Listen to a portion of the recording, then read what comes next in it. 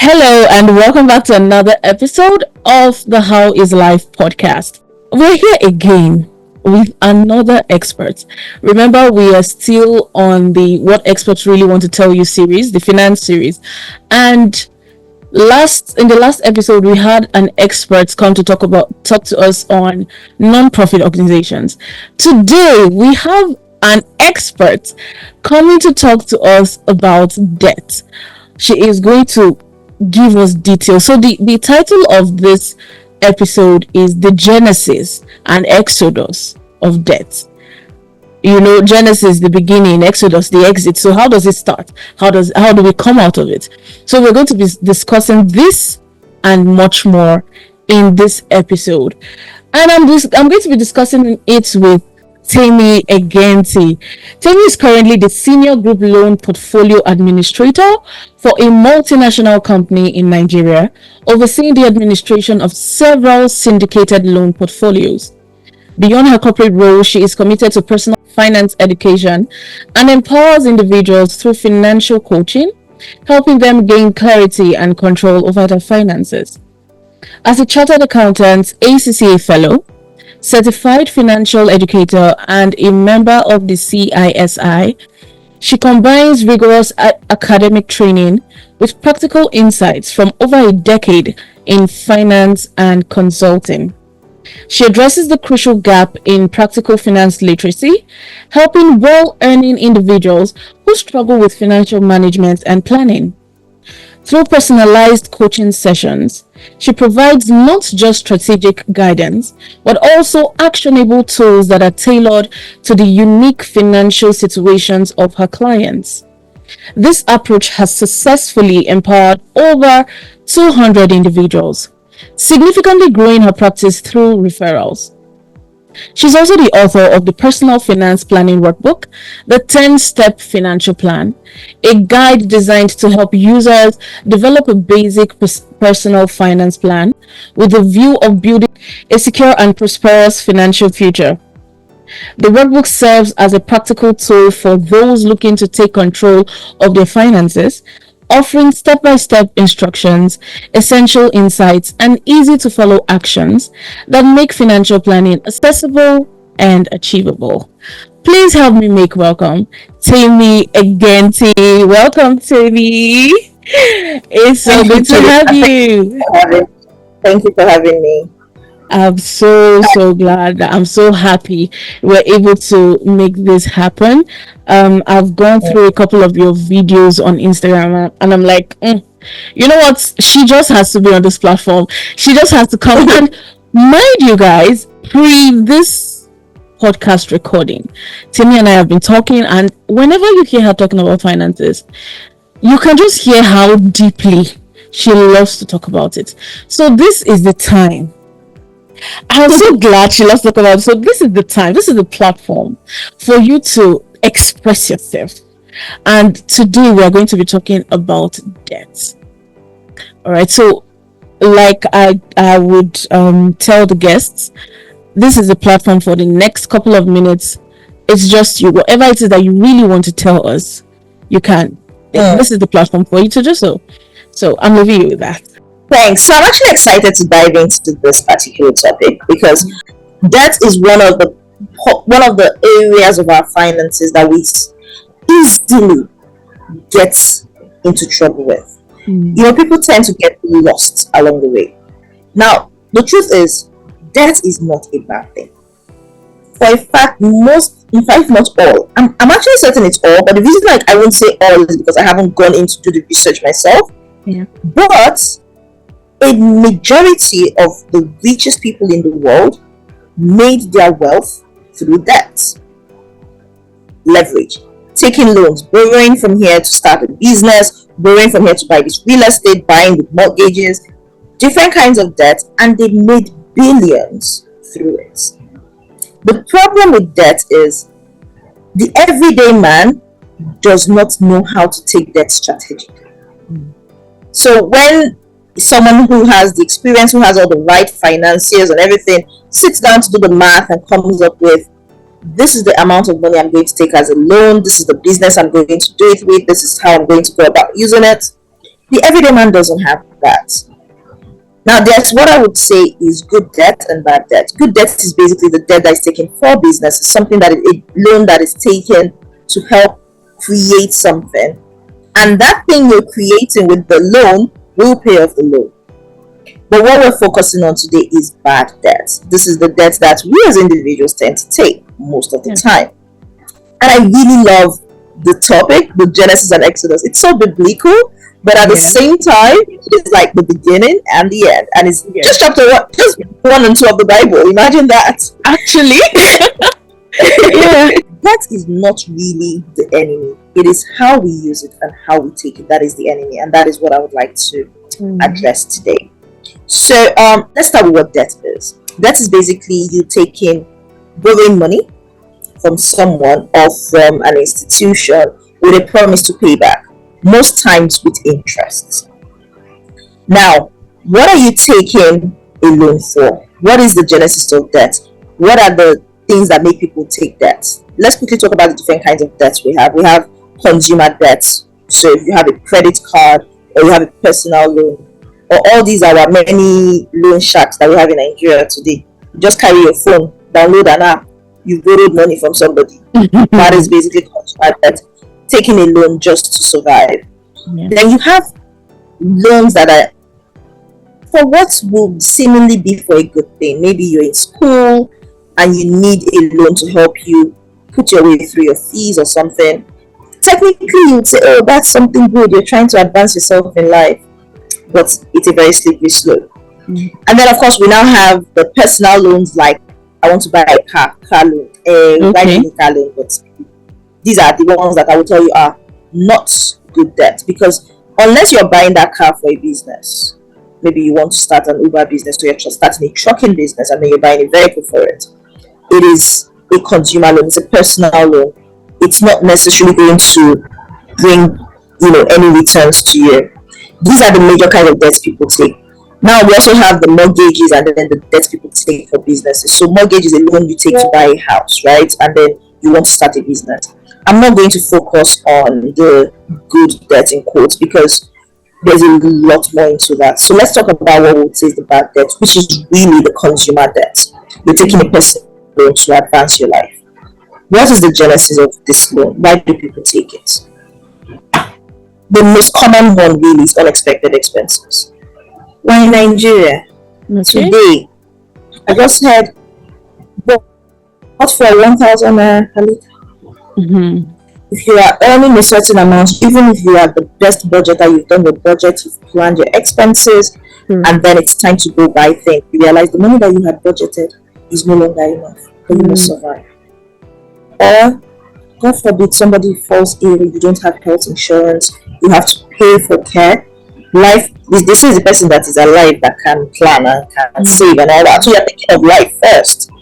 You're running helter skelter trying to take care of this person, you go and borrow money. That is one of the main reasons people go into debt.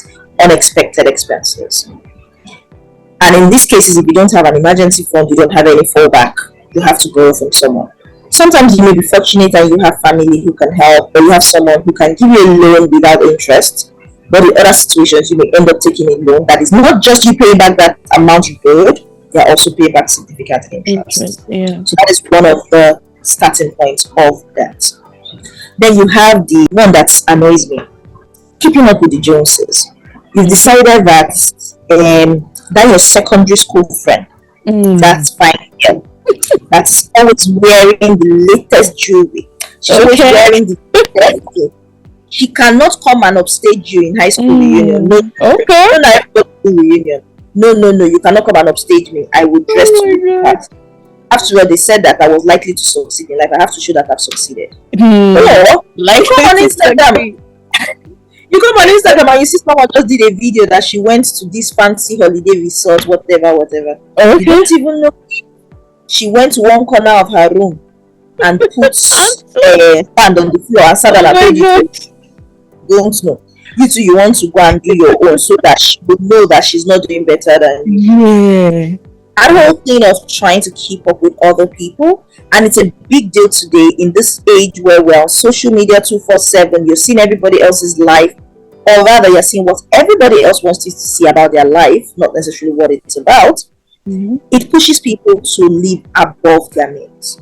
And in living above your means, you end up going to borrow.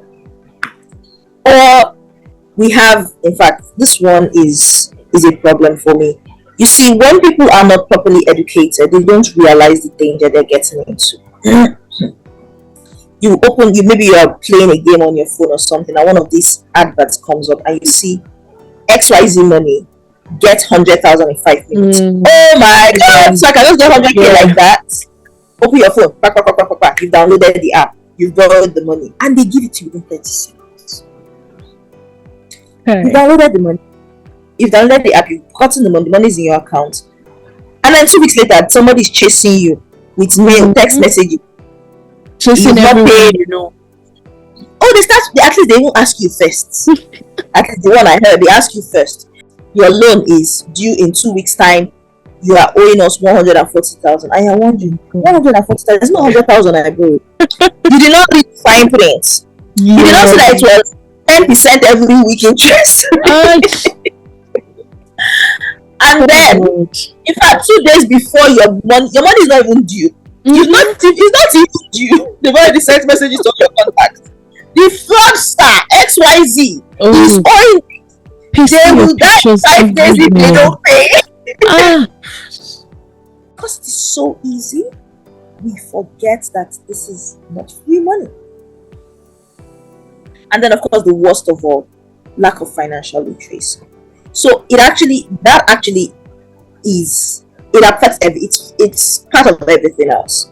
Because you're not well educated in terms of handling your finances, you do not make plans for a rainy day. So you don't have an emergency fund, or you don't have health insurance, or you don't have property or vehicle insurance. So when your car breaks down, and when I say break down, I don't mean your normal maintenance. I'm saying you have an accident and you can't move the car. There's no insurance to cover because you didn't have the education to know that insurance will actually pay you. A lot of people will tell you insurance will never pay. And the truth is, there was a time in Nigeria where insurance was a scam.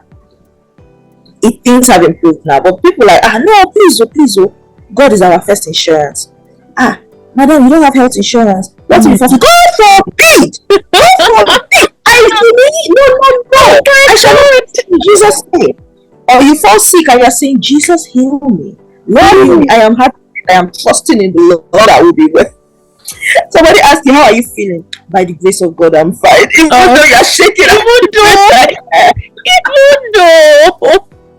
So, oh my god, lack of education does not help. A financial literacy education doesn't give you that. You don't have that knowledge to make plans. You don't have that knowledge to know that, look, these are the things I need to make sure that I put in place to ensure that I am able to take care of myself in an emergency.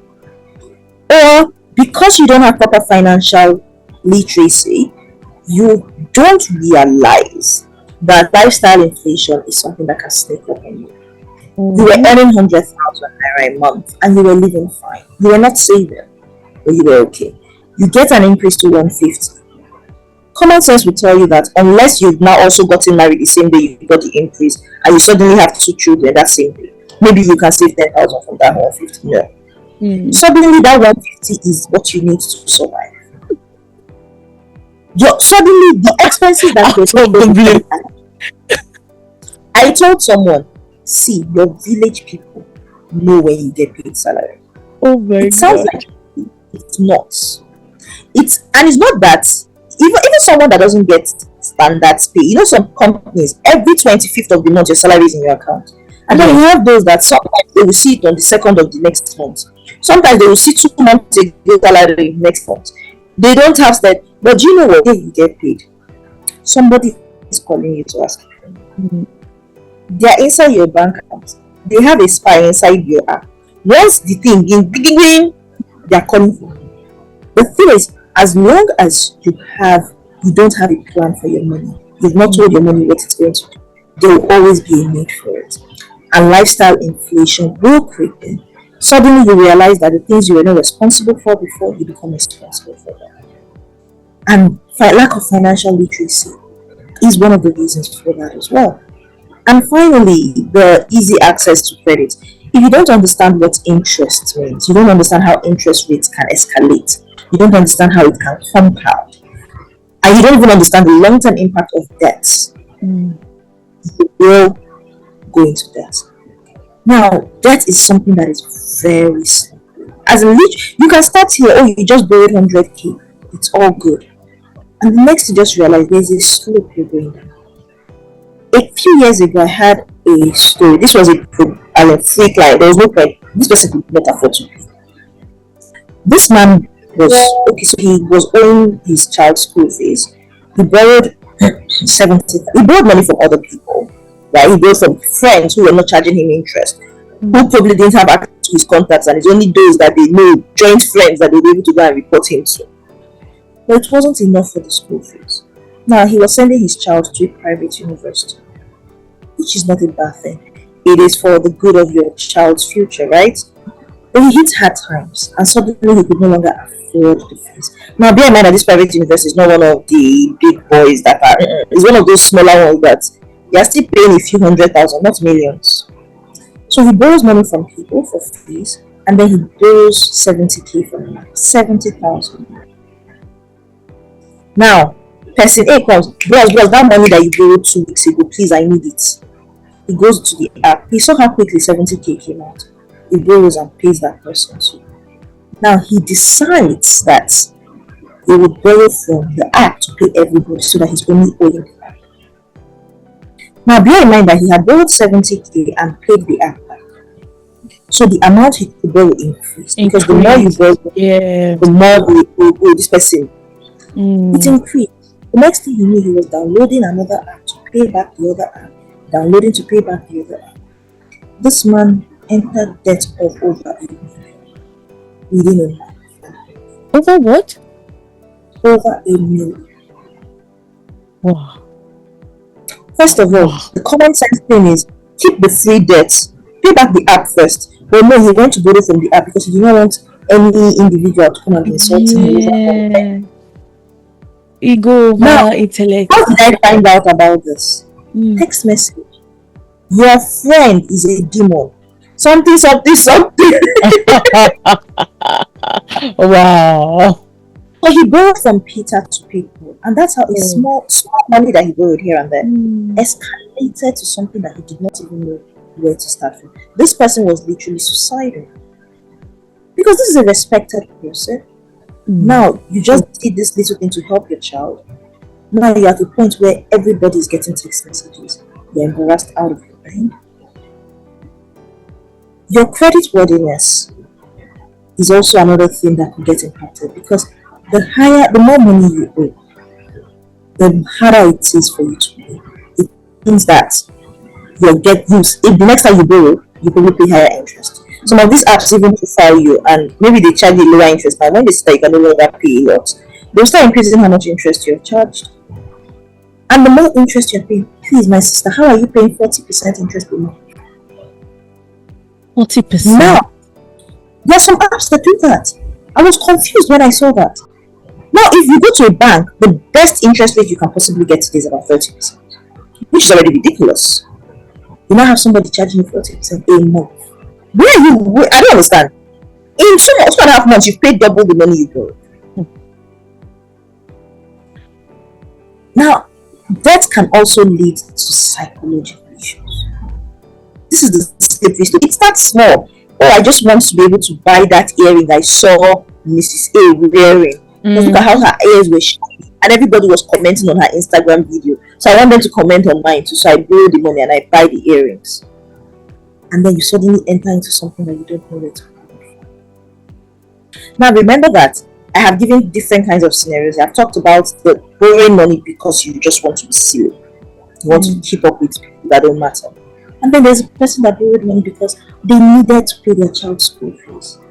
He wasn't sending his child to fancy school. He was just trying to make sure that his child had a better life. You have the one that borrowed money because they needed to pay their mother's medical bill. They needed to survive. They did not take the loan because they wanted to buy a new car and look like the finest boy on the street. No, they took it so that somebody would not die. Now the truth is we can't always escape loans. This is something that is it's there because there's a need for it. Mm-hmm. If there was no need for it, it would not be there. And sometimes it's for a good cause, it's for a good reason. We can't always escape it. So when you've borrowed money, no matter the reason, whether good or bad, it could lead to psychological issues, fear, anxiety, insecurity. I mean, if somebody knocks on your door, hey, who's that? Is that man I'm owing? Or your phone rings and you're like, as in the moment your phone rings, your heart just sinks because 99% chance it is somebody you are owing money that is ringing you, that is calling you for their money. Or these text messages that suddenly destroy your reputation because it's gone around to everybody in your contacts. People that looked up to you suddenly are looking at you like, that one is a debtor. Hi. In fact, this person I'm talking about that I had to work with on trying to get them out of their debt is somebody that I, yes, highly. You know how Mr. Macaroni would say, I'm a father figure in the society. So somebody that you rated, there's no way around it. I still respect this person, but let's be honest, there would be a slight drop somewhere. And these are the bad things that borrowing money without the right plans, without the right knowledge, or for the wrong reasons. These are the things that they cause. Okay, so that's the genesis of debt. What are the things that make people get into debt? Now let's talk about the ways to get out of it. It is not easy. Let's face it, it's not easy. Now, some people can borrow money and they can afford to pay. I mean, if you're someone who earns 2 million naira every month and you borrow, you have a loan of 1 million, you can probably afford to pay it back without overthinking about it, right? But if someone earns 100,000 and you're not owing 1 million, where do you want to start from? Your 1 year salary will not pay the money you're owing. And even if you don't eat, you don't do anything else, you just carry your salary and pay loan, it will still not pay it. And then there's also the middle ground where, okay, you're earning well, but you're expensive. So there's so many things. It is not going to be easy for everybody to get out of debt, and there's no one size fits all. But I'm going to try and outline, some standard action steps that should be able to help just about anybody trying to get out of debt. So the first thing I would say is face reality. You owe money. Accept your situation. You see this whole ignoring the problem because you think it will not go away. In fact, it will get worse. Accept it. You owe money. Bam, you owe money. Make a detailed list of all the people you owe. If you're fortunate, you owe just one person, or you owe just one bag, or you owe just one app. Whoever you owe, make a detailed list. Who do I owe? How much do I owe them? How much is the interest rate? What is the minimum amount I need to pay? All the details of your loan. Write it out. Put it down. You know the way it says, write division, make it plain. Okay. Write the debt clear as well. Look at it. This is what I owe. Now, be very honest with yourself. What are the emotional and mental challenges that are associated with this debt for you? You see, one of the things we have a problem with in Nigeria is agreeing the fact that there is something called mental health issues. Anything can cause them. Address the mental challenges that you're also going through, the emotional issues that you're going through as a result of the loan. Understand what you are dealing with and come up with ways to cope with it. Don't just think that, I owe money, this is how much I need to pay. That's not all. There are also silent issues that come out of this. One of the problems we have in Nigeria is that we don't acknowledge mental health issues, but it's a big deal. And that's why people are throwing themselves off the bridge. Because, they've not handled the psychological issues that have come up with their life. Debt is a major issue. Acknowledge the issues that you're dealing with. I am owing this amount. Why did I go into this debt? What am I dealing with as a result of this? What can I do to deal with my mental health, to make sure that I am fine? Step 2, creative budgets. How much money do you earn right now? What's your income? What are your expenses? When you can see it, the same way we're writing the debt to make it plain, we can see how much we owe. We're also writing our income. We're writing our expenses. Sometimes you don't even realize just how much you really spend. Write it down. Is it me that spent that money? I don't know how that day. If I just have this money in my account, where has it disappeared? Oh my God, yes. It is you that spent it. When you start writing everything down, so this is how much I earn, this is how much I spend. You can start saying, what can I remove from what I spend? Okay. So I eat in this restaurant 3 times a week. But Okay. if I eat at home and save half of that money, I can add it to the money that I'll put towards my debt. Basically, the idea is how much can you bring out as much as you possibly can from your income to pay off your debts. Now, the next thing you need to do, step 3, choose a debt payoff strategy. There is no right way to pay off debt. Just pay off your debts. But there are some standard ways. There is either the snowball, which is basically you pick the smallest amount you owe and pay that off. If you owe someone 10,000, you another person 15,000, you another person 40,000. By the time you pay 10,000 and 15,000, you've only paid 25 out of 75. But you feel better because you owe only one person as opposed to owing 3 people. Yeah. However, if you are paying interest on all these loans and 45,000 is charging you 40% interest, while the other ones are not even interest-based loans, that is now where we come to the avalanche method, where you pay the one with the highest interest first. So you will still owe 3 people for a longer time, but the overall debt you're owing will be reducing because that interest, you are reducing the loan that has the highest interest first. Yeah. Like I said, there's no one size fits all. Some people would feel better by just paying the majority of the people and know that they're focusing on just one person, while other people will feel, well, my overall cost is going to be lower, so let me just be paying that one person, I'll still owe 3 people. It depends on what works for you. Some other people would say, you know what, which one do I owe the highest amount? Let me pay that one off so that I know that one bulk amount has gone off. Has gone, yeah. And somebody else will say, even though this person, they're not even charging me interest, all the other people are charging me interest, but this person that is not charging me interest, every morning he comes to knock on my door to greet me. If he sees me on the road drinking water from bottle, he will tell me, so you are owing money and you can buy bottle water. Meanwhile, I carried bottle in the office, washed it and poured my pure water inside. Oh my God. But he will be chasing me everywhere. You this stupid man, you are owing me money and you are drinking bottled water. Or he sees me entering keke, will tell me, why are you not trekking? Bring that keke money, let me hold it as part of the money you are owing. Maybe you want to just pay off that person that's a pest in your life for your mental health. So that person may be interest free. You're owing the other people with 70% interest, no problem. Let me pay the one that wants to take away the small piece of mind I have left. So like I said, there's no one size fits all. Choose what works for you, what would help you actually go on to pay that debt. Now, so step 4 would be to create a plan and take action. So now that you've decided, you've looked at the options you have, you know how much you owe, you know how much you can afford to pay, and you've now looked at the different strategies. You've thought about your own situation and what works for you. Now, what is your next step? Actually start paying off your debt. So choose the method, create a plan, and start paying off your debt. In some cases, you may need to negotiate with some creditors. Mr. A, I know that we agreed I was going to pay you 10,000 every month. Can I pay you 7,000 every month? Or I know we agreed on 20% interest. Can I pay 10%? Of course, you probably get paid no, but you try, right? Or my sister, I know you borrowed me 10,000 naira before. Can you please borrow me 30,000 so I can pay off everybody else I'm owing and it's only you I owe? Hey, if she trusts you, maybe she will say yes. You never know. But the point, you can look at different options, negotiate where possible. Sometimes you'll be able to get away with negotiating.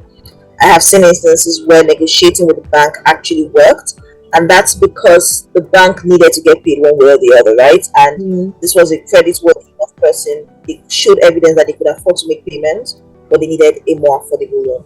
I've also seen situations where people actually go to a bank, borrow enough money to pay everybody else that they are owing, so that they are not owing just one person, as opposed to having loans in different places. You could also, as part of your planning, choose to start a side hustle if you have the time and the skills to help you increase your earnings. Now, remember my example in the beginning where you're earning 100,000, you're earning 150, you still don't have any change because your expenses are within that cap. Well, in this case, when your earning increases, you are using it to pay off loan. You are not increasing your lifestyle. So, no lifestyle here. And of course, cutting out unnecessary expenses where possible. So you were eating 5 course meal before, maybe you start eating one balanced diet a day.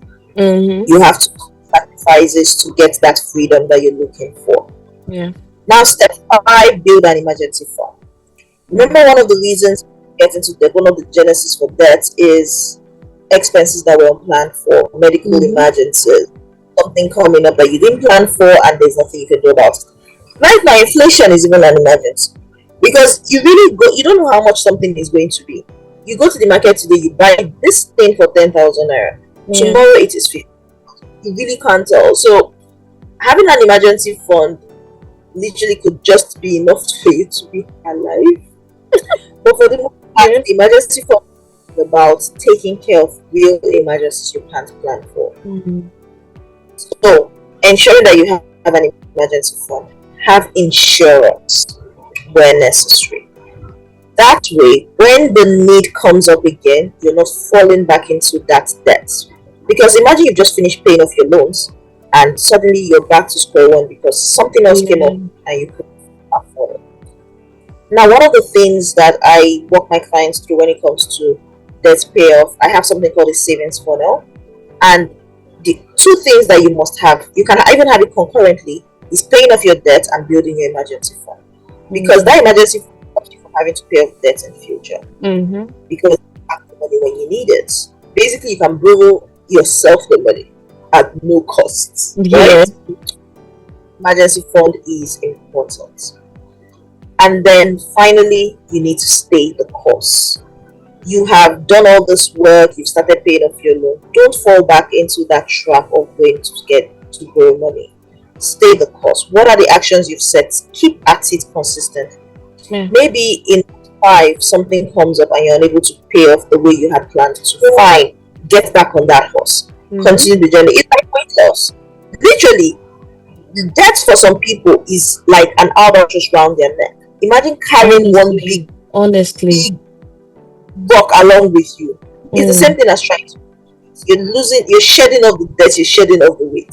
Sometimes you will fall off the horse. I'm an expert. Okay. Losing weight. Sometimes you fall off the wagon. Get back on that journey. Oh my God. Trying to shed off that debt. Yeah. Celebrate. I did not say celebrate by going to go and spend money. Celebrating by bringing more debt. Come up with simple ways. Acknowledge. Sometimes it's just about acknowledging it. You know how there's this that says count your blessings, name them one by one. You sometimes don't realize what God has done for you until you start saying it. The same thing with your debt. Acknowledge it. I owed 1 million. I have paid off 100,000. I now owe 900,000. Maybe even have a small chat where for each 1,000 or each 100,000, depending on how much you owe. I mean, if you owe 1 million, you cannot be doing 1,000. That's a lot. Have circles, and as you pay off each one, tickets. You are seeing something. There's a physical representation of that freedom. You have this long chart, and then you have like boxes, and for each lane you've paid, you tick off a box. You're seeing the movement. There's that mental picture. There's that physical symbol of that debt being used. Do something like that for yourself. It is helpful. Focus on improving your financial literacy. I cannot emphasize this enough. You need to understand how the money market works. How does money work? How does your money work? How do you manage to save? How do you invest? How do you avoid bad debt? How do you leverage debt if it is necessary? Not everybody can and should take loans. In fact, there are some people that should never take loans in their lives. They never take it. But how do you know that it's you if you don't understand how things work? I have debts, and I'm not even ashamed of it because the money, if I did not borrow that money, I would not have some of the things I have. It was an asset. That is an asset in its own right. And I'm paying it off. And I can afford to pay it off without even that asset. So basically, if I just use my salary, I can pay off my debts. Now imagine that what I took the debt for is also bringing in money. So even if that the debt for fails, I can still pay off the debt with my other income. Yeah. I can maximize that and use it for my advantage. It is making me more money than I would have made without taking it. Mm-hmm. But I have done the math, I have done the work, and I'm almost free of it. By the end of this year, I'll be done with it. Right? Okay. So it was a strategic one, but not everybody can. And if you're going to take debt for any strategic reason, you should, before you take the debt, you should have come up with your payment plan. Don't finish borrowing the money and then start thinking of how to pay. If Mm-hmm. you cannot see that payment plan before you take it, then you cannot afford it. And finally, get help. Get a financial coach. Get a financial planner. Get someone who can help you through the process. Now, there are people who are skilled and are affordable. Some of them are giving free advice on YouTube. We need to Yeah. learn to research and find the good people, because some people are also giving free useless advice. Oh my god. Oh my god. And That's there's true. some things I don't understand. I'm like, oh lordy. So wisdom is profitable to direct, I guess. Yes. So that is the exodus from debts. 6 key steps that I've mentioned here: face reality, create a budget, choose a debt payoff strategy, create a plan and take action, build an emergency fund, and stay the course. That is the easiest way. It's not easy, it's going to work, and depending on how much you owe, the work basically will depend on just about how much you owe. It is work, but it is possible. Overcoming debt is not just possible, it is within your control with determination and a solid plan. Debts had a beginning, so it can also end. And It can yeah. also have an end, like one that you have control over. Thank you so much, Temi. You dropped a lot So of yeah, goodies on us. that's Honestly. my talk here. Yeah. Thank you so much. Thank you. I really appreciate you. Can we just backtrack a little bit when you talked I about agree. when you talked about lifestyle inflation? Now, someone that used to earn 100,000, they probably got a promotion and is now earning 300,000 or even 500. At what point would you advise the person to inflate their lifestyle, or do they still stick to the 100,000? I mean, they were not lacking anything. They didn't have the extra mouths did not come to feed. But at what point would you advise that? So I truly believe in enjoying yourself. Okay. I am working for this money. Why will I not eat? Why will I not when go this out? Why will I not go on Yeah. vacation? I mean, that. part of the reason why I have been falling on and off the wagon. Why would I not be happy? I'm working for it. I believe in enjoying today. I also believe in planning for tomorrow. Right? That's true. Balance is key. Now, someone who is single earning 100,000 remains single and is earning 500,000. Why can't you save half of your money at least?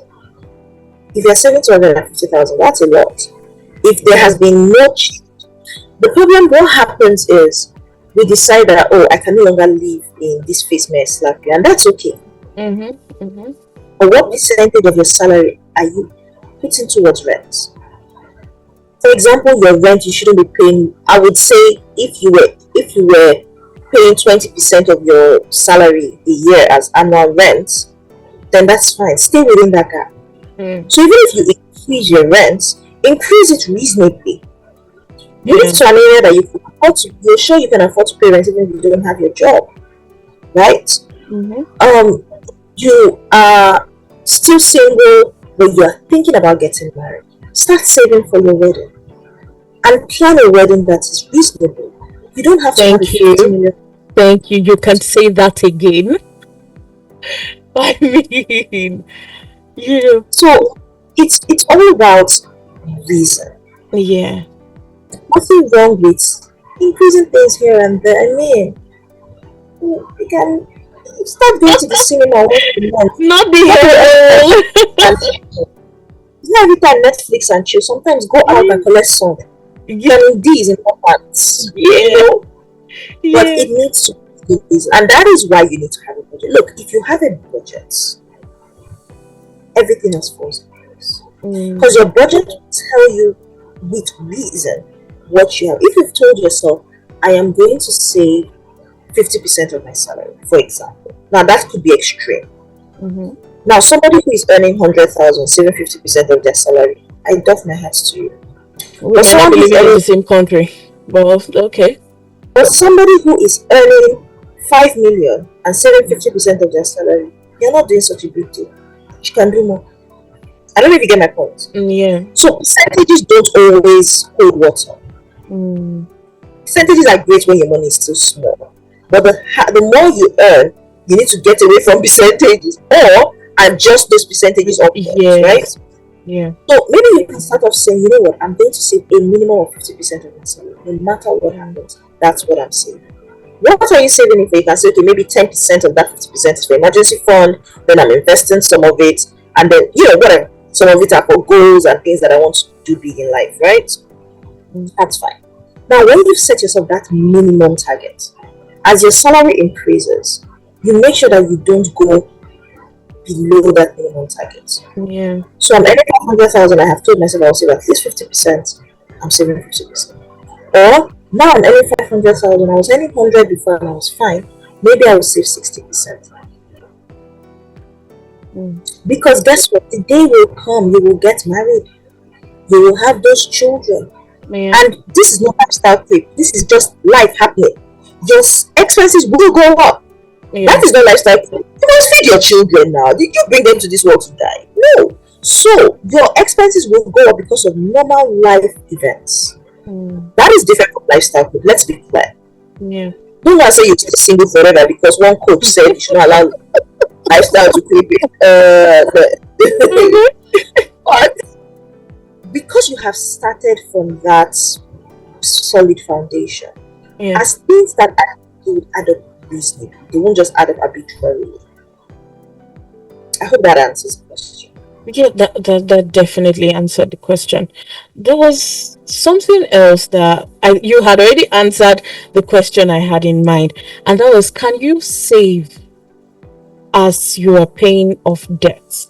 So right now you are earning, still sticking with the 100,000 example. You're earning 100,000.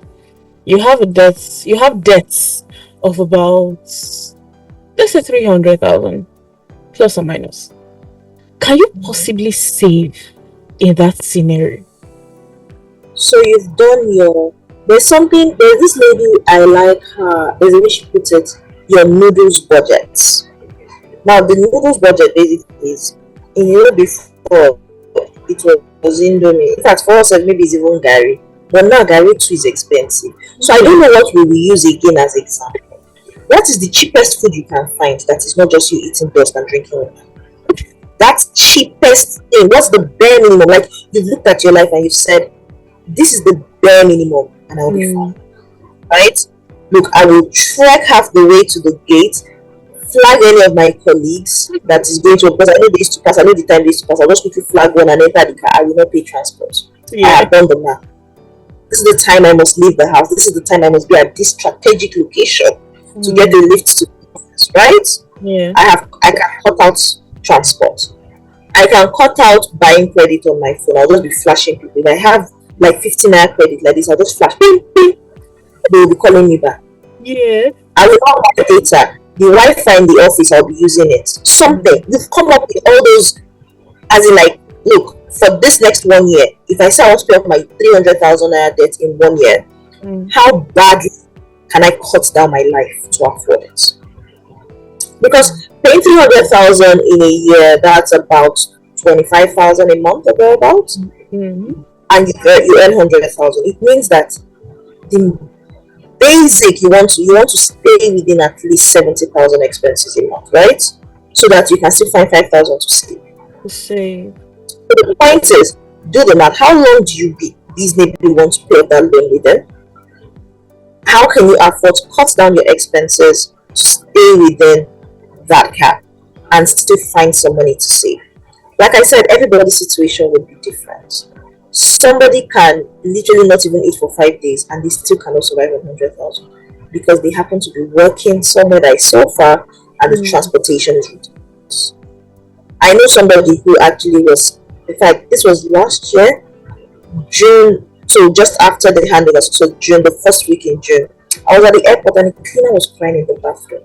Now, there's no point in her coming to work. She spent 1,000 naira coming to work that day. This was when the first part of first casting, first hike. I don't know what her situation would be. And her salary is 6,000. And she spent 1,000 to come to work one day. She was like, is it not better for her to stop work? At least sit at home and be begging. Because in 8 days, she has finished her salary for the month. So she will be only managed to 8,000. Yes, I think her salary was. Now I don't know this person. She was just crying in the toilet and lamenting to somebody else there with her. Yeah. Like from this 8,000 and collecting every month, I've spent 1,000 today to come to work. Isn't it better to stay? So there are some dreadful situations. I'm not talking about a dreadful situation because that is a whole different ballgame. We are talking about the situations that can be managed within reason. In that kind of situation, you want to look at your expenses. What can you truly cut? You've done the plan. This is how I want to pay off my debt. I want to pay it off in this timeline. What can you cut? How can you then make sure that you live within the bare minimum to pay off that debt? Truth is, some people can pay off that debt with the same 100,000 salary. Pay off that debt in 1 year. Some other people may need 2 years, and some people can do it in 5 months. It all depends. And I think we've even been coming from the angle of those that earn. Can we come from the angle of those that don't earn? Yet they have debts running into hundreds of thousands. Can we? How can they escape that? How did you get into that situation? If you're not earning, you're borrowing money to survive with the hope of future. And this is one of the things I said, the genesis of debt. You don't know how you're going to pay back, but you're borrowing. You need to earn. That's the first step. You have no choice but to look for a source of income. Everybody has a skill. Whether it is to go and become a cleaner, whether it is to start hawking on the road, you must find something to do. Because if you don't have it, how are you paying? I mean, there's no rationale. If there's nothing coming in, you can't pay back your loans. Or you gotta start begging somebody else to pay another thing. And the sum. So you have to not only. That's why some people, they have to. One of the first things I mentioned is increase your income. It's the easiest way to increase your source of income. Increase how much you earn. It may not be from your core job. You may need to start something on this. I had a full-time job. I do pretty well at full-time job, and I still coach as well. It is not free. I also get paid for that. It's a part-time job. It's something that I'm passionate about. So it makes it easier for me to fit it into my schedule and actually help people out with their money and get paid for helping people out with money. So what is that skill you have? In the Bible, God asked Moses, what's that in your hand? What was Moses holding in his hand? It was a rod. And it was that rod that did all the many miracles that we hear about here today. So what is that thing in your hand? There's something you have. You need to figure out how to monetize it and start making money from it. Some people, it's as simple as they love driving. They have a car. Yes. They finish. They drive their car back and forth till evening, and then they go home. Find something within your space that you can do and that you can control. So you not only can you do it, you can make a reasonable business out of it. Because there is no point with you saying you want to start food business, and then you use 100,000 to cook food, and the money you get out of it is 70,000. You've made a loss. That's not a business. You're dashing people, or maybe it's your children that are even eating the food for you in the house. I know somebody that said she started a shop and she had to close the shop after 3 months because there was a household that was eating the shop. So find the business that you can manage. That's so important and so insightful. Thank you so much. Before, I don't know if this is going to be the final thing, because honestly, I am enjoying this conversation. I can't lie. I'm enjoying it. So can we talk about loan apps? Can we talk about? Mm. Uh, One of my many pet peeves. they're everywhere. Like you mentioned something when you were giving an example that you can just be scrolling on your phone, and then they just an ad from them just pops up. They're everywhere, and then at the same time, where they're everywhere trying to look for clients, they're everywhere disgracing their clients. So for someone that is not able to, like, they just can't see where to get money from, their credit worthiness is on zero, and they need to survive, would you still advise that they go to those loan apps, or we should just discard these apps entirely? They are not good for I us. don't advise to borrow money. Anybody in that situation you just mentioned should not be borrowing money. If you're in a situation where you can't go into a bank to borrow money, you shouldn't be borrowing money on a normal time. Because chances are, whatever you borrow that money for, it may fail. Businesses also fail, bear in mind. So even when you've taken a loan for a great business, I told you my loan I could afford to pay back with my salary. So even if what I took it for is not making money to pay back, it doesn't matter. I can pay back. And that's my point. When taking a loan, you need to see the end. If you cannot see the end, don't start. And a lot of everyday people, most of the people that actually are looking for ways out of loans, it is because they couldn't even see a way out from the beginning, but they went in. So if you cannot see the way out, why are you doing it? You asked me, someone who is not working, you don't have a way out. There is no way out. What you need to do is work. Get something doing. Or go back home. Go sit down in your father's house. Be nice to your father. Help him wash plates. Help him wash the car. Sit down in the house. Even if it is bread you eat every day, you eat salt. Remember the prodigal son, after he left, he still came back home and He still came back. Oh, daddy. Tell me, daddy. If daddy is not in the house, go to daddy in the church. Go and sit down in the church and be begging. The truth is things are hard. And it is tough to.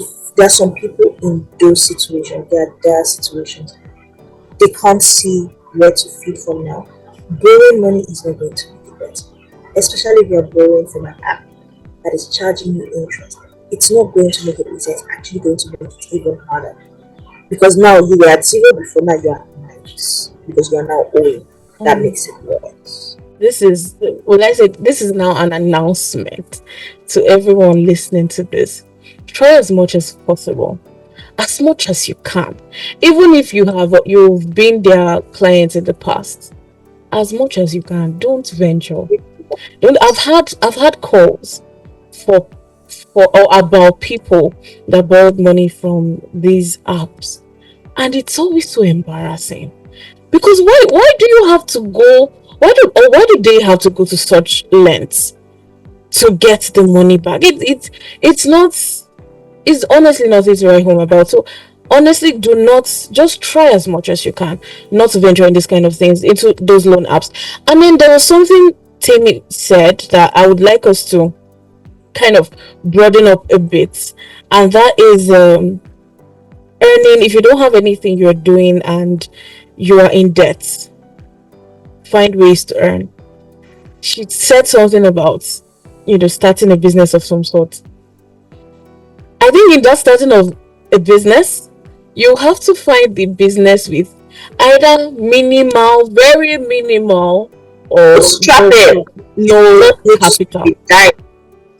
Because the minute you now feel like, okay, the next thing, somehow there's this saying that is the man that has no money that has the most ideas.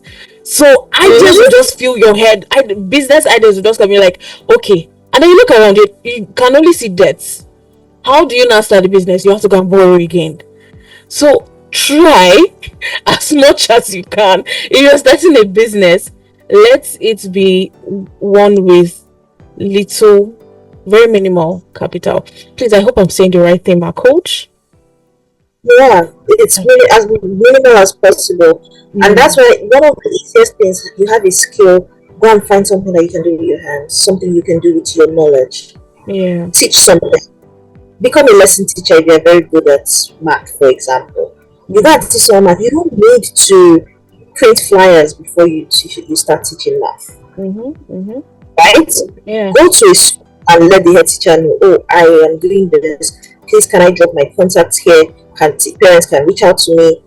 You know, you yeah, don't have to go and get somebody to design you a fancy flyer. Then you print flyers and paste it all over the place before you know that you're getting a client. Put it on your WhatsApp status, put it on Instagram, reach out, send a bulk message to all your friends. If you need a lesson teacher, I'm available. Go to schools near you, speak to the head teacher, speak to the proprietors. Please, I am teaching this course. In fact, you can even volunteer to do a few free classes just so that people see your skills and yeah. see that, okay, you are actually good at this. And then you start getting paid. But the point is, you don't have to spend money to start making Just money in that. some of these things. Find that skill that you can bootstrap. That's you can start it without any cash. Mm. And then as you start getting bigger, you can start getting all fancy and saying, oh, I want to do You this, I want want to do to, that. yeah, you want to Before your scale. first podcast, you're not going to a studio. That's it. That's it. That's You it. probably start from your bed Yeah. here. Put it. And then as things get better, you start, okay, so I would like the audio to be recording to be better because in the beginning, oh my god, that was nasty. I need it to sound Mm, like this and stuff like yeah. that. I get it better because it's making money. But when you're Mm. starting, start small. I am so grateful for you coming on here to share your insights with us. Um, for this series, I am very heavy on the practicality of it. So, is there anything? Do you have any material or any course, any whatever it is that you can share with us that will really just help put things in place, help us, um, just help us in general with when it comes to finance? Yes. So I have a book. It's a workbook of sorts. It's an ebook, the 10-step financial plan. Interestingly, there is a whole chapter in it on debt, and it will actually walk you through the process of how identifying how much you owe and calculating your repayment plan. So it's Mm-hmm. a book, it comes with an Excel template, and you can actually walk your way through making these plans. Now, it's not just talking about debt, obviously, it's talking you through building a financial plan from scratch. So you're looking at budgeting, understanding your income, your expenses, and all the good stuff. And yes, you can get it on seller. And I also have so it comes with, you can either just buy the book, or you can also get an hour coaching with me after you've done the work in the book. So it's one of my almost pro bono services because my coaching isn't at that price, but I give that for everybody who gets the book. If you buy that 1 hour coaching, we will have a discussion of your budget, look through all the things you're working on, and how we can make it make sense for you financially. So this is more of an affordable way to get a financial coach, Oh, yeah. get access to a financial coach. Yes, and it's been very useful to remember because it comes with practical examples. So there are anecdotal stories. A number of them are real life stories from clients and friends, and there are a couple that are made up to help you understand that situation you're dealing with in the Mm. book at the time. Okay, so I will be sharing the link. The link will be made available in our Instagram bio. So if you're listening to this and you would want to get the book, or you would want a coaching session with Temi, everything will be made available in that bio link. Or you can search her up at financial literacy with Temi, and you will get all of that. It is so important. You see this part she talked about budgeting that is also in the book. I must confess, I just started budgeting last month. Last month, when I realized that the money coming into my account wasn't tallying with what was going out. I was wondering. It was honestly, I had to sit down. I remember sitting down for like 3 hours with my friend. I said, okay, you know what? We're going to break this down because I don't know what's happening anymore. I mean, so at the beginning of the week, someone sent me about 100K. Towards the end of that same week, I could just say, this is what happened to. Why is this It so? wasn't you that said anything. It wasn't you. It's that your twin sister that has your ATM card that you borrowed her since. Yes, That thank you. these are our I've been shackles that seeing we it. our money. I think I caught her one day. Oh my god! So I had to sit You and totally get the budget, feels. It will help. and then I found And there's a out getting template and everything there.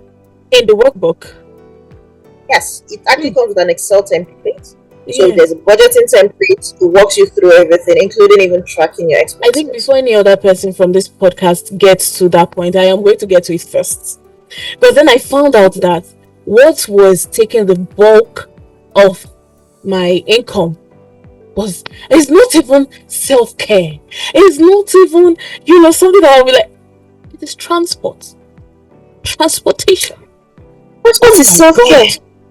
Let us go from point A to point B in a taxi. I'm assuming it's a taxi. That's self-care. Yeah.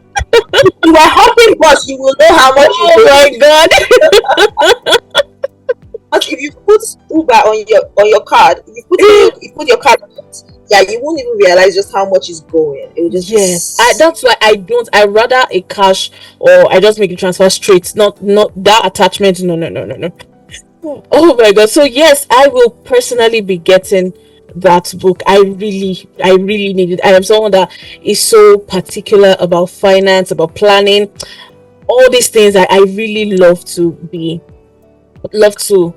in it. And I think you have a discounted code for your viewers. Yes, we do. For the first 50 people, there is a discount of, I believe it was 30%. And yes, Temi. And that also would apply to the one-on-one coaching as well. That's a lot. That is a lot. I am so grateful for you, Temi. So yes, Temi did something for us. She did something very wonderful. So if you're coming from the podcast after listening to this episode, you can go with this code. You can type in this code in the seller link, HLM pod 4, HLMPOD 4. If you put in this code, you would get a 30% discount, and this will be for the first 50 people. So let me just use this short minute to really appreciate the 5 people that reached out to our past guests for non-profit coaching and consultancy. That was amazing.